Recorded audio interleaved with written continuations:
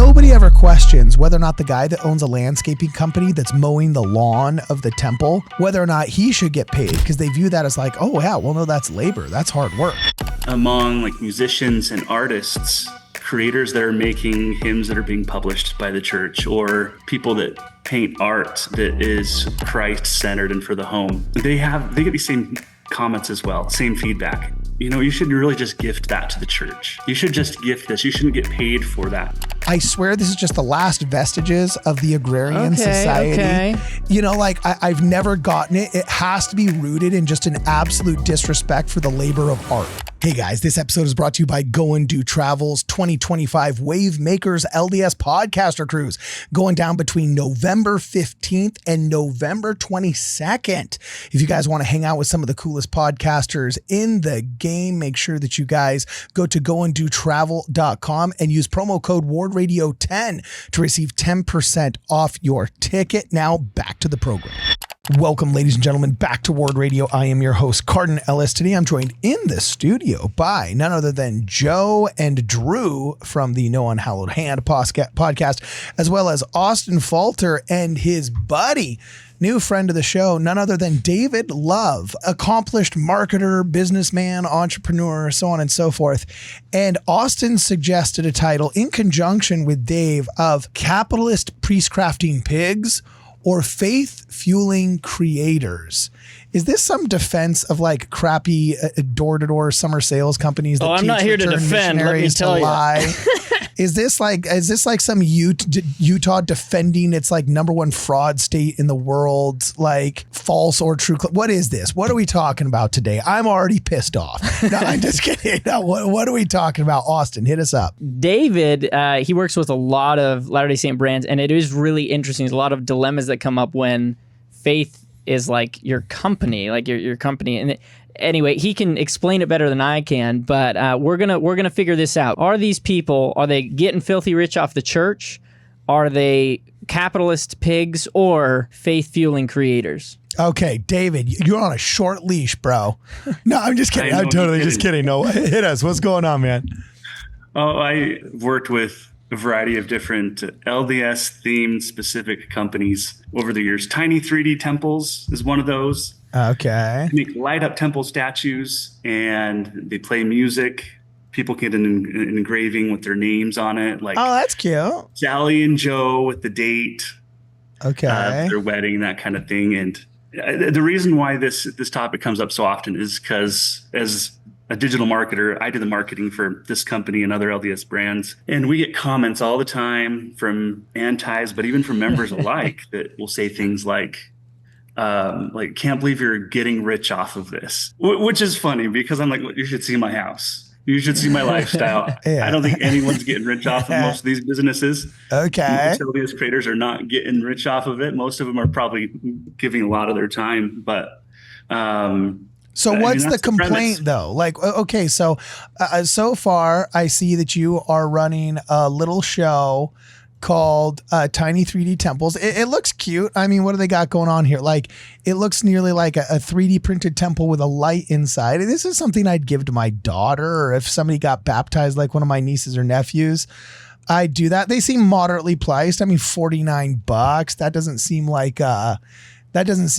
a big, gouge or anything. And somebody has to make cute cultural paraphernalia for this culture of 16 million people that now exists worldwide. And what better thing than the temple that they all go to? I mean, we do have a morality where we take into consideration priestcraft, but they're not saying this is priestcraft, are they? Actually, there is. You can't say it's the majority. It's definitely the majority of people are like you, Cardon. They're excited about it. They're like, hey, this is awesome. I can grab this for baptisms, weddings. We're obviously in business for a reason. Tiny 3D Temples is... It's like, are Jews not allowed to sell menorahs? Like what? What's it? Because priestcraft is getting paid for administering the ordinances of the gospel, just as like a paid pastor gets paid for doing his sermon on Sunday. We don't believe in that. We believe in having a volunteer clergy. But tiny toy temples, or what is this? Tiny 3D temples or wall decor. Look, I'm clicking on wall decor here. Having cute little holdings for the proclamation of the family. These aren't indulgences. These are gifts. They're not getting paid to be like the bishop of the ward. They're getting paid for giving what? Like a woodcut Jesus? Like what? Is that real? Do people just so drastically misunderstand the definition of priestcraft, or what's going on here? I think part of it is a misunderstanding of priestcraft, and the comments that flood in on our ads on a weekly basis are oftentimes just kind of funny. Sometimes we'll just hide them. I'm like, yeah, we don't care for everybody to see that comment or that one. But yeah, I think there's a misunderstanding of the word priestcraft, what that actually means. You look at the how controversial the influencer thing got recently, right? With people getting paid to share their testimony type of thing, right? And obviously that was a bigger blunder, issues there, but it's a similar vein. It really is a similar vein. And I think one of the reasons not a lot of these creators make money doing it is because it does feel weird. Like, I think the creator themselves grapples with it. I know I've grappled with it. It's like if I have a client in the Latter-day Saint niche versus a client who's commercial, it's like one of them feels like a little weird to be doing. And yet, isn't it good that we have people... I don't know. I understand the dilemma. I guess I'm just a hyper practical person. I'm like, sure. Well, what's the morality of the alternative? If you give a guy $50 to baptize your son because, I don't know, let's just say you liked Kirby Hayborn and you want to be able to brag to your buddies, oh, Kirby Hayborn baptized my son, and you paid him $50 to baptize your son. That's priestcraft, because a baptism is an actual ordinance and function of the church. The dumpy little star you put on your Christmas tree is not like, nobody's salvation it doesn't affect your eternal salvation, your standing with God. That's totally different. Like, are you not allowed to pay a Mormon mechanic to fix your car? Is that priestcraft now too? Does your plumber have to be an atheist before you pay your plumber too? Because he might believe in Jesus. Like, are people this has to be a Utah thing. Because what's weird is outside of Utah, we don't have enough cultural stuff, actually. It's really interesting. But like, there's a wish, like, we don't get Deseret books. Like, it's kind of wild, but like, Deseret book is like almost a completely and totally Utah and Idaho and Arizona thing. And there's so many kind of cool materials that members of the church outside of the Mormon belt just don't get because they're not available. Each one of our temples has like a distribution center of only the most like official materials, but there's cool Come Follow Me books that artists have put together with like their own thoughts. There's book series that get released through Deseret Book, and I'm sure you can find it online and whatnot, but there's nothing like being able to peruse the physical location. So one of the things that like members outside of Utah kind of like when they go to Utah is actually being able to like check out what's at Deseret Book, and you stumble on some great, awesome things. So it's kind of ironic to me that members outside of the state are wishing there was more pop culture church stuff available to them. And the members in the state are thinking, this is priestcraft. Because we can all agree that people getting screwed are the ones overseas that don't get any of it because you have to pay for customs. Am I wrong? Am I wrong here? Somebody tell me no. No, you're not wrong, Cardon. And it really has to be a Utah thing because there's so many quirky things about Utah. I'm in Idaho, so it's basically Utah. Oh yeah, still. he's in Rexburg, so he's not Utah. Corridor. I'm in Rexburg, so it's more Utah than Draper is. And here's some of my background isn't just entrepreneurship, but it actually comes like further back from. I actually studied music. I was a piano major, BYU, Idaho, and among like musicians and artists, creators that are making hymns that are being published by the church, or people that paint art that is Christ-centered and for the home. They get the same comments as well, same feedback. You should really just gift that to the church. You should just gift this. You shouldn't get paid for that. You might not know this, but a lot of the hymns and primary songs that have been written have copyright on them. So if they're used for commercial purposes, of course they get paid. But the weird thing is, this always only ever applies to the arts. And that's what bothers me. Sure. Because like, for example, nobody ever questions whether or not the guy that owns a landscaping company that's mowing the lawn of the temple, whether or not he should get paid, because they view that as like, oh yeah, well no, that's labor, that's hard work. But why does the sculptor. It's making a sculpture of Jesus for the temple. Why, when he finishes putting 10,000 hours of work into a sculpture of Jesus to beautify the temple, why do people look at him and say, you really should just be giving this away? Nobody's telling the landscaper you should be mowing the lawn 3 times a week for free because you're Mormon. I swear this is just the last vestiges of the agrarian society. Okay. I've never gotten it. It has to be rooted in just an absolute disrespect for the labor of art. Is there a line at all though? So let's say you're Shark Tank, okay? You're a shark, Cardon. Yeah. Latter-day Saint Shark Tank. Yeah, what up? What would you say? And for those reasons, I'm out. Like, is there any sort of line that? Is there a product you've seen where I was like, nah, that crosses the line for me? Into priestcraft? No, in Mormonism. Not in priestcraft. Just like, is this helping? Is this fueling? What's the premise? Fueling faith or capitalist pigs? Dude, I've got one I can complain about. Okay, what? No, go ahead. Go ahead. No, I can't think of any, so you go. Okay, so you go to the bookstore. Or my wife growing up, you know what she played all the time? She played the game Settlers of Zarahemla. Great. I love it. I'll buy it for my kids. I hate that, dude. What? They're just ripping off someone else's game, all the rules, this and that. They just replace the art and they're like, oh, it's our own. That's the worst. Yeah, but that that's is the worst, dude. Because you're talking about the cringe of copyright infringement. Yeah. I think that sometimes That's we think, different. we could just reflavor this, and then it's like when we don't keep in mind some of the issues with art. No, but that's what he was talking about with music too. We feel like we can just print out 1 million copies for our ward choir, and it's like, whoa, somebody wrote this song. These are different things. Like, the reason why the word copyright infringement exists is because it is different than priestcraft. Sure. So, and by the way, cringe. I see plenty of stuff in Deseret Book where I'm like, that is Utah Give cringe. Give it to me. Oh my gosh, these cringy Utah Pioneer cookbooks, and just some of the stuff that just like Pioneer Day. I'm sorry, like Pioneer Day is a totally Utah thing. The church's obsession with pioneers. Look, there's many epochs of history that Christians have suffered for their beliefs. Pioneers weren't the only ones. All right, so the church's still deference towards the pioneers. Sometimes I just think is a little bit. It's Utah fueled. Okay. And I don't believe in Utah bigotry. That's not what I'm saying here. But I'm just saying sometimes there's blind spots in different cultures for an overemphasis on some things and an underemphasis of others. I'll tell you right now, I don't think it's priestcraft. In fact, I'm hoping that this entrepreneur guy here, Dave, can tell me what the coolest LDS companies he's dealt with are, because I think we need to be making more culture. Sure. We need more less cringy board games made by Mormons. We're developing a video game, the Book of Mormon video game. All right. I think we need more pop culture, more books. We need a 2025 Nephites in their zip up tennis shoes or whatever that book series was. You know what I'm saying? We need all of the above. So like, who are the cool trailblazers in LDS entrepreneurship right now, according to you, my man? Do you work with anybody pretty hip? Oh, we have to talk about bomb socks. Who's heard of bomb socks here?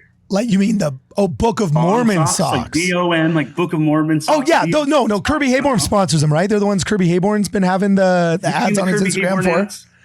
Yeah. So, okay, that's hilarious. You guys are the ones that actually, or I don't know if your company had to do with this or what, but those are the guys that made like the scratchy wall socks that look like the scratchy walls. The church couch. They did the floral. Oh, dude. The floral. Dude, I saw that. I'm like, oh, okay, all right. There's Bishop's Christmas present right there, and we get them, and they just replaced the couches. So we get there, I'm like, oh, it's the Steak Center that has those. I'm like, we need to have those couches back, man. They're iconic. Dude. Yeah, that is so hilarious. funny. It's like every church ever for like 20 years had that. Oh, and by the way, did you know that the church? Here's another interesting thing. Did you know the church has its own color of Kawaii piano? No. Yeah. Did you ever notice how the Kawaii pianos kind of have like a unique look, and they oftentimes blend with the wood of the church buildings? Well, the wood of the church buildings was kind of a specific hue that was very popular in the 60s. And the church actually had that color code. So when they made a buttload of order of pianos with Kawaii. Kawaii actually said, what color? And they said, wait, hold my root beer. And then apparently, if the apocryphal story is true, I heard this from a Kawaii dealer who's not a member. When he found out I was Mormon, he's like, oh yeah, you guys have a special colored piano. I said, what? And I pulled up a picture of me playing a special musical number in the ward. And he's like, oh yeah, that's one of our pianos. We specially color coded that to match the wood in your chapels. And I realized, oh my gosh, the wood of the Kawaii piano matches the wood on all of these chapels built in the 60s, 70s, 80s, and 90s, because apparently that color stain didn't change. So they've ordered like some 10,000 pianos from Kawaii over the years. Wow. That have like the Mormon piano color. How wild is that, huh? Yeah. So I had no idea. Yeah, no idea. I didn't know they put all the hymns on them, so you can, like, if you don't know how to play the piano, you just have to touch a key. Shut up, really? really? Pianos do that? You just touch a piano, just touch one button, one key? No, there's auto player mechanisms, but I didn't know that they're installing those now. Some chapels have had them. I've seen them where you don't even have to have a pianist in the ward to play it. Oh, wow, dude, that's funny. That's a big issue. That's a big issue. We talked about that with Doug, actually. It's like we've got a whole generation of piano players dying off here. Okay, so what are the coolest companies? You got Book of Mormon socks so far. Hit me, dude. Spit fire, bro. Tell me who's crushing it. Bomb Socks is awesome. They're great. There's this other guy that I've worked with before. He makes jewelry from stones from the temple. Temple rocks? Called what? Nauvoo Remembered. And it's really cool jewelry, like tie pins, necklaces, earrings, rings. Super cool brand. Nauvoo Remembered? What the heck? Nauvoo This sounds cool. Remembered. By the way, where's he getting stones from the temple? Is he like dumpster diving? Is he like digging up is he like bringing an excavator to He's gonna run out eventually. Well, yeah, what's he doing? Yeah, it's a long time business. So back in the day, like temples used to, like, construction workers would know about this guy and they'd say, hey, I got a block of stone that was the same material used for this. It's not like someone goes into the temple and chips out a hidden concealed corner of that stone, or they go to the edge of the building and like, I got to get some of this stuff. Sure. No, it's always like construction stone that was discarded. And there's like some pretty strict policies now. And so, he's just really careful that he doesn't pay anyone for it. So it becomes like a marketplace. They always have to donate it, but it's really cool what he does. They're cut down to stones and just small little gemstones, and then put in different just jewelry settings. So that's a pretty cool one. And this is maybe not cool, I would say, but very helpful. And it is with Come Follow Me. Okay. We know Come Follow Me can be so hard for some families, especially with young kids. Oh, yeah. And so there's a whole bunch of like brands out there. If you search Come Follow Me, like on Etsy, for example, you're going to see a ton of creators. But my favorite, and I'm biased, but it's comefollowmefhe.com. It's Come Follow Me what? Come Follow Me FHE. Okay. .com. Okay, I'm checking it out right now. Come Follow Me FHE.com. We have one of their little flip books on our table, I think. Okay. They got little gizmos here. Yeah, we have the flip book, and it's like on one page, on one side it's got a verse, and it's big enough that you can kind of see it from the kitchen or whatever, and just have it there. And then on the other side, it's got a little like Come Follow Me lesson and a game.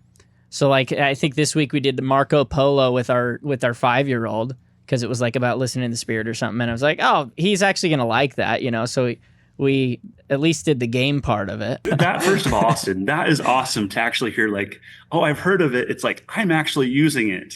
Oh, it's way more accessible than for kids, especially when it's like, oh, we're right here, right now. There's a game idea. Go, Hey guys, we're going to press pause just for 1 second to remind you guys this episode is also sponsored by scripturenotes.com, the coolest way of reading your scriptures online.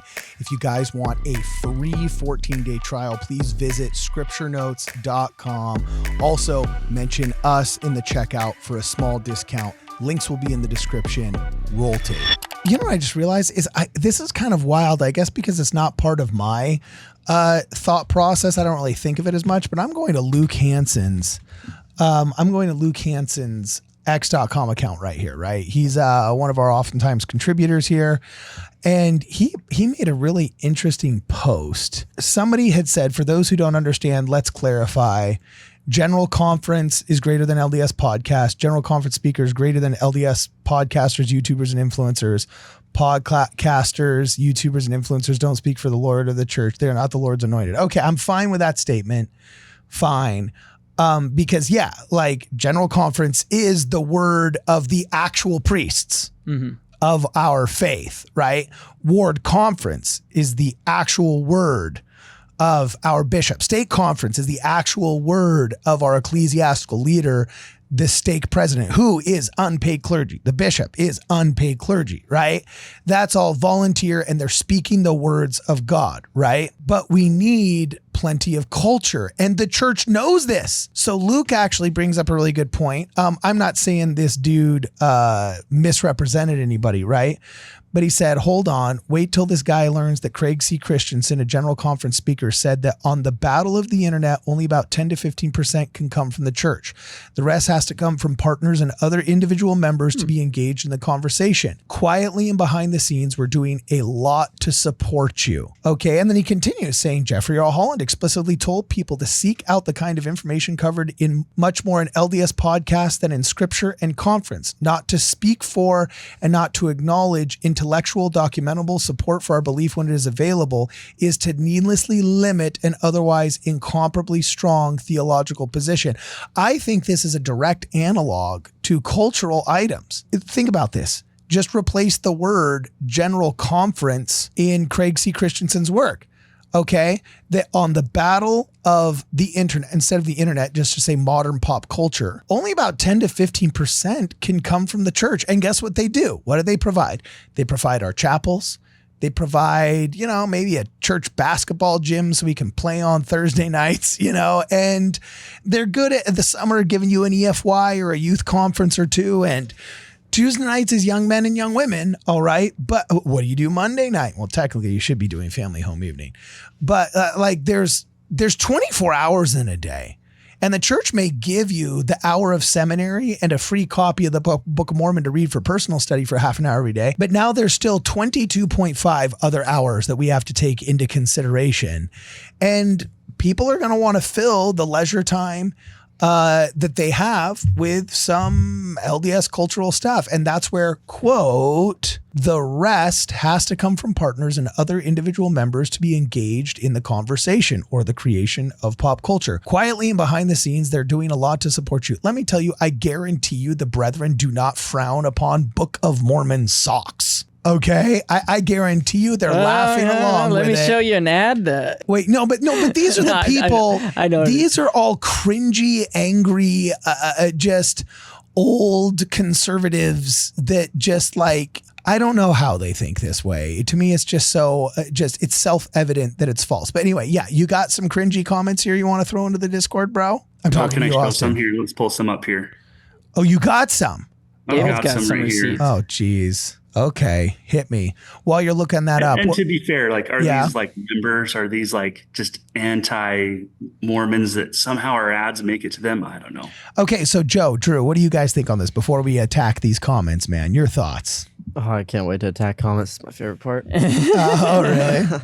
I'm all for this. I feel like, especially with this rising generation, as a kid in this day and age, it's so hard to sit through General Conference, and so having more of these things, I feel like it's unfair to frown upon people making booklets and things, and these coloring books for kids, to be you shouldn't make money for that. I think that's stupid. I feel like we should have more of that, so I'm all for this. Now I'm against cynical, of course. If you're just if I found out some anti-Mormon was just pumping out crappy come follow me's in hopes of getting some turnover clicks and views for some algorithmic 1 penny on the Twitter platform or something, if he was generating AI thinking, I'm going to make a bunch of fake come follow me booklets for a bunch of losers trying to find something better for the family, okay, I would frown upon that. But to me, that's deception, not priestcraft. Sure. There's other words for that which is going on. So I don't know, Joseph, you got any thoughts? Oh, sorry, Drew. Well, I have a question though.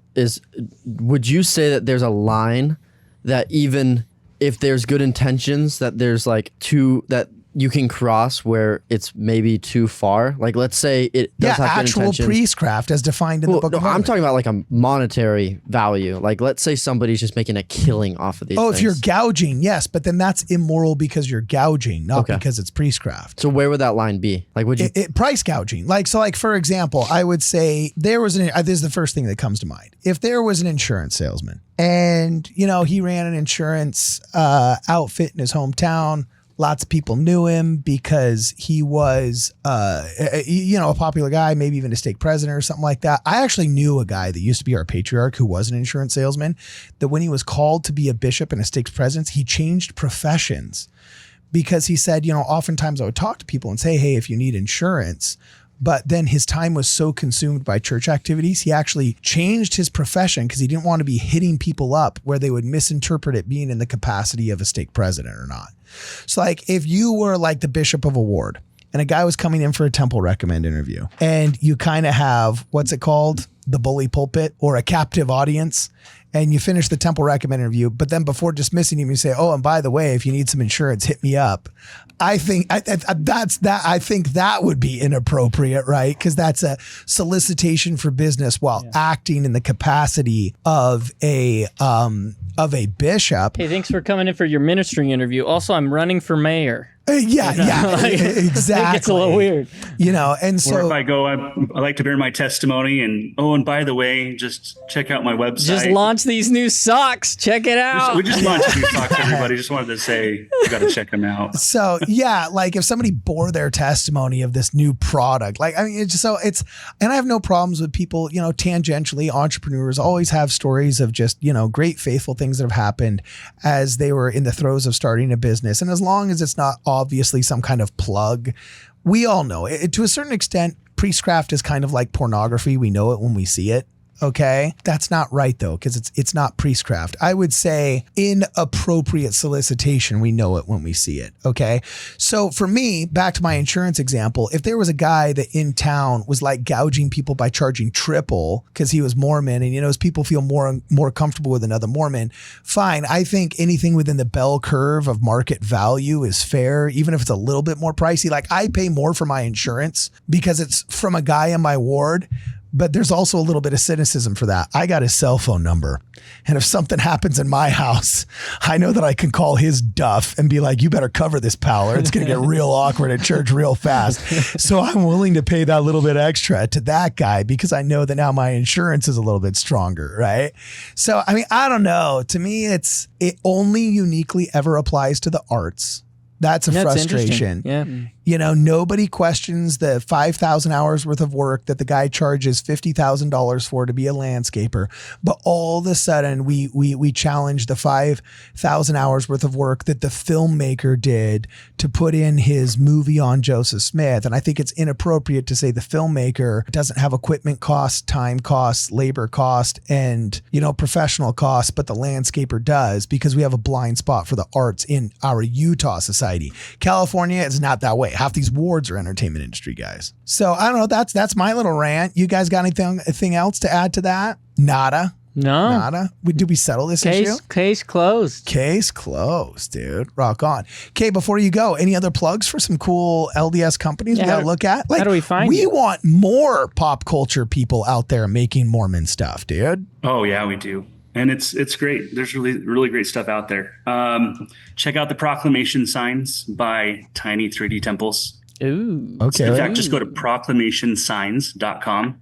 Okay. Tiny 3D Temples. Here's another case for the church publishes that like 8.5 by 11 proclamations, right? Have you seen those in distribution centers? Yeah. Just they're on cardstock. Yeah.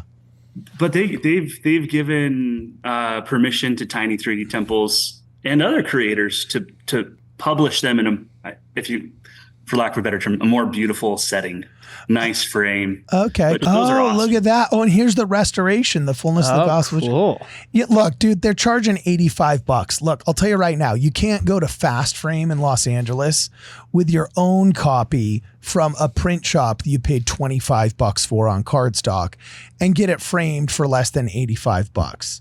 So to me, charging $85 for this pretty Articles of Faith or the Restoration or a Family, a Proclamation of the World, to me, that's totally within the realm of reason. Look, they even got a 4-piece framed LDS proclamation sign for only $255. Yeah, dude, this is great, man. What are people complaining about? This is like every single LDS mom style in a nutshell, too. Yeah, I was going to say, this is like Pottery Barn Mormonism. Yeah. You know, like, live, laugh, love.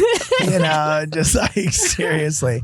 Hey, Gang Boss, you haven't said anything all podcast. What are your thoughts, dog? You just like, this is wimpy girl. You know what they're all repping? You know what they're all repping is their bling. Their bling is one of these products that you got they're rizzing it up with the risen shop. This is actually our very first podcast sponsor.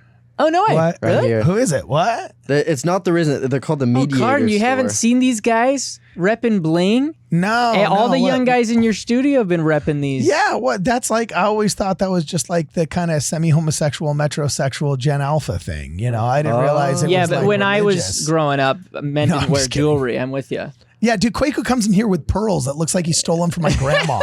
You know what I'm saying? So show it again. Joseph, what is it? I don't know if it'll focus. It's just it's a little necklace with a Christus on it. It's pretty freaking sick. Oh, because, that's cool. You know, Joseph and I were talking because I have a cross that I wear sometimes, but a lot of times, you know, there's like the Holland talk where it's like, well, we celebrate the life of Jesus and not the death. Okay. And, you know, as members of the church. And this is like a perfect way because a lot of times, you know, Catholics and Baptists a lot of times will like wear the cross. And so we're like, well, we kind of want a symbol too because, like, I mean, especially our generation, I like wearing my cross. I think it's pretty cool. So Yeah, dude. Rock on. Based. So look, dude, bro, love. Tell these, who are these tiny 3D temples Yeah, these people, are sick. have them send me a 4-piece frame LDS proclamation signs with beautiful multi-letter scenes. Put 'em And right I will, here. We'll put 'em right here. yeah, I will find, well, they wouldn't really fit with the motif of the YouTube studio, but Paint- I paint 'em will blue. give those away to viewers. I will give those away to viewers just to show my support for LDS culture. If they give me 4 of these signs, you know what, maybe at the next get together we have that we're planning, Austin, the in-person, I'm not saying the title right now, so don't give it away, but we're gonna have an event coming up. I will freaking hand these things out like hotcakes if these people want them, you know? So Hey, you betcha. Like, we'll send some stuff your way. And even like if anyone comments on this video when it's posted on this episode, we'll pick winners from there. Why not, right? dude, can you Bang. actually, hey, can you make a discount code for them? Like 10% off if like, I don't know, cool. like Ward Radio 10 or something. Can you unilaterally do that or do you have to get permission from the people? Oh, no. I have enough. I can do that for sure. We can do Ward Radio 25 for 25%. Oh, snap. Oh. Now it does sound like a There you Priestcrafty go. auction. Send a No, link I'm just over kidding. here. I'm just I guess. kidding. I still think it's better than when we were auctioning off Drew for a date the other day for Super Chat. Yeah, this is that's true. true. That's I'm true. in Probably full a little- support of this. He got a bro date, man. You know what I'm saying? Like, Gentile Ben, baby. yeah, My that's dog. funny. That's funny. All right, cool, man. So, this has been good. I think hopefully we laid this to rest. Some of these cultural isms are just so weird. That's funny. But you know what? My buddy Kirby Hayborn kind of went through a little bit of that. Like, it's really weird. Like, where he moved from, I remember, like, everybody all of a sudden assumed he was rich because he just showed up in LA and he's like, you don't understand, like, an actor's life. You hit it big and then it gets quiet for a while. And then you hit it big and then it gets quiet for a while. Like, it has its ups and downs, just like anything else, right? And he's like, I'm still driving the Honda Odyssey minivan because I have kids, you know? So fortunately, he did much better Good later dude. in life, especially as he started crushing it with audiobooks and so on and so forth. But like, I remember when he first came down, man, it's like, it's an odd, like, Utah Mormonism specifically, but also Western United States Mormonism outside of like the large populous hubs sometimes does have like cultural myths that are kind of a little bit goofy. And the definition of priestcraft, I guess, is one it's of kind them. of an art thing in general. You know, the artists Yeah. don't feel comfortable making money with art. It's a weird thing. Yeah. And to me, I just look at that as like, no, like skilled labor is skilled labor. Yeah. So just be skilled. Now, at the same time, understand there's a million people that would try and replace you. So be competitively priced. But, you know, yeah, skilled labor is skilled labor. Like, I'm fine with it. So, Mr. Love, David Love, Thanks for hanging out with us. Like, what's your, I don't know, do you have like an agency you can pub, or like if people, it seems like you do uniquely LDS businesses, right? If somebody wants to reach you, how do they reach you, man? Man, how do they reach me? I don't even have my own website because I'm too busy building everybody else's websites and doing their marketing. I guess you could reach me at david@tiny3dtemples.com. David@tiny3dtemples.com. All right, I got to check these out. Have them send us some cool 3D temples. Actually, you know, it'd be a really fun one.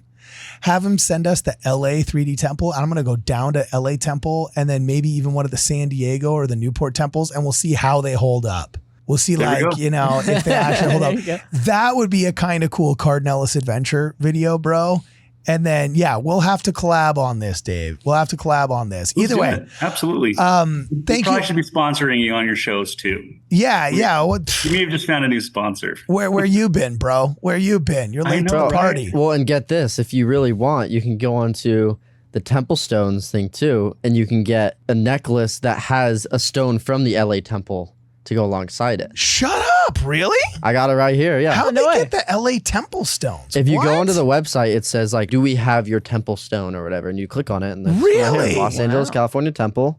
That's crazy, really? It's got a ton of granite stones right here. Is that sick? Dude. That's so sick. Okay, man. We'll have to check that one out. That's where me and Birdie got married, man. Holy crap. Okay, awesome. Before we go, most beautiful temple. Which one is it? Dude, I love the Payson temple. What? Oh, the new ones are good. Yeah, the new ones are good. The Payson temple's sick. Okay, what about you, Joseph? Nauvoo's a classic. Yeah. You're a Nauvoo guy? Okay, that's cool. What about you, Austin? I think big fan of Nauvoo, and I like Palmyra. It's little. It's a good one. You're a Palmyra guy? Okay, David, you're last. The last one with a wrong opinion. Portland? Yeah, no. What are you, a hippie? It's hard to argue. It's hard to argue with It's Portland. the scenery. Now, it is the most beautiful thing, and it's not technically in Portland. Oh, so. yeah. Okay. No, guys. It's the Los Angeles temple. It's the largest. It's one of the only Art Deco temples. It looks like the bat signal could be shined out from that. It's got the Mayan freaking Moroni, bigger than all the other Moronis. In fact, Salt Lake City got so jealous that they approved that extra foyer just to add the 10,000 square feet necessary for the Salt Lake Temple to go back to being the largest temple. But it's kind of a cheat because it's technically not it's an area where like non-members can go or something. So of dedicated spiritual set aside space, the Los Angeles temple is by far the biggest, the baddest, the most beautiful, and like there's no competition, dude. No competition. And if you disagree with me, I edit you out of this episode. That's right. So no, I'm just kidding. So, all right, dudes. Well, thanks for hanging out with us. If you guys want to check them out, check out Drew and Joseph from the No Unhallowed Hand podcast. If you want, I guess, help publicizing your LDS-centric company, or you're a faith-fueled content creator, you might want to reach out to David Love or our boy here, Austin Falter. These guys help a lot of people out. You know, Austin, you may not realize you recognize his work, but in a lot of the cool shorts we make here at Ward Radio. If you guys want to support our channel, please make sure you consider a generous contribution through Zelle or through Venmo. We also got a lot of items in the Amazon wish list linked below. You can also pick up a War in Heaven veteran hat or buy a shirt from the Ward Radio merch store. Also, if you want to keep up on our newsletter, please make sure you go to wardradio.com. Check out our newsletter there. It's been fun, and it's been real fun for this and more. Please make sure you check us out at wardradio.com.